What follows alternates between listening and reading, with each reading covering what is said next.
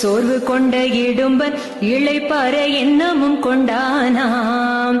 காவடி சுமைதனை பழனியிலே இறக்கி வைத்தானாம். காவடி கதை கேளு, குமரனின் காவடி கதை கேளு.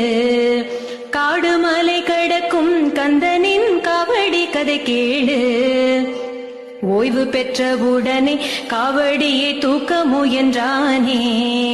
காவடி அதன் சுமை கூடிவிட்ட உண்மை கதை கேளு. பாலன் ஒருவன் நின்றான், மலையின் மேல் பாலன் ஒருவன் நின்றான். குன்றினில் நின்று கொண்டு இடும்பனை கண்டு நகைத்தானே. காவடி கதை கேளு, குமரனின் காவடி கதை கேளு.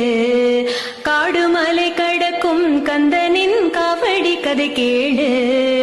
கோபம் கொண்ட இடும்பன் பாலன் மேல் பாய முற்பட்டானே.